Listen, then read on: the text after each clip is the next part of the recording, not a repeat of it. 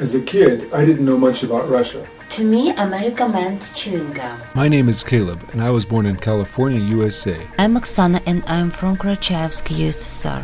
I grew up in Stone Mountain, Georgia. My family moved to Moscow when I was 3. I went to church and to a Christian school, but by the time I was a teen, I wasn't really walking with the Lord. My big family, I have 3 brothers and 2 sisters, and attended the only Baptist church that was allowed to stay open during communism. Soon after the Soviet Union crumbled, my parents were asked to work in Moscow as missionaries. When they told me that millions of Russians didn't know Jesus personally, I angrily retorted, "I don't care about the Russians."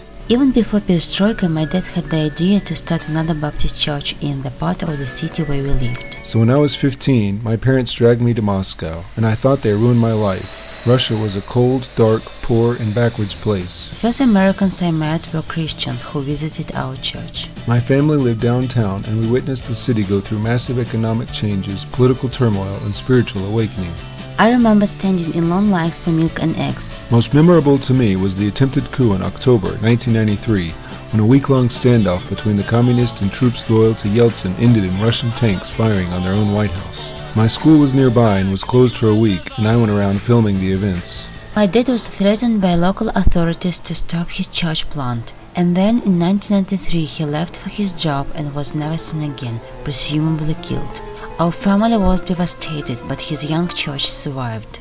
I gradually learned to endure the hardships as I realized that I had it much easier than the average Russian, and I began to enjoy the new adventures and uncertainties. After my dad was gone, as the oldest sister, I helped take care of my siblings. I was challenged spiritually by debates with my classmates and teachers, who were from over 30 nations. Our school director and several teachers accused our family of being part of a cult, and gave us a hard time in class. So God used Russia to bring me back to Him, as I had to rely on the Lord in times of difficulty, and as I took my parents' faith and made it into my own.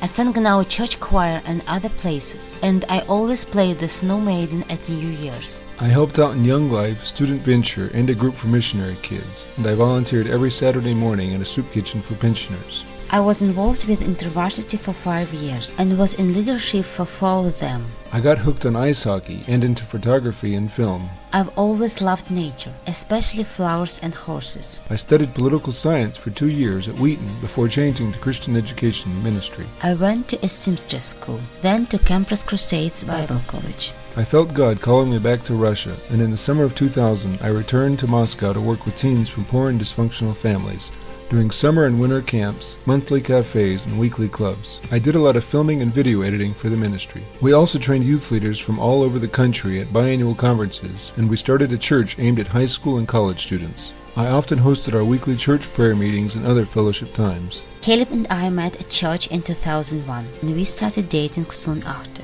We were able to work at a couple of camps together. Caleb proposed in May 2003, and we got married that September. Our wedding was in the church that my dad started 14 years before. In 2004, the Lord greatly blessed us as we bought a 2-bedroom apartment before prices shot out of sight. A year later, I graduated from university with a degree in psychology. And then on September 11, 2006, Carolina was born, and our life changed completely. She's really active and social, and it's a lot of fun to watch how she grows and develops. Amelia was born June 26, 2008, and Carolina immediately wanted to hold her and play with her. I speak only in English with them, and Oksana speaks strictly in Russian, and Carolina understands it all and says many words in both languages. They are a great blessing and joy to us. I can't imagine my life without our girls.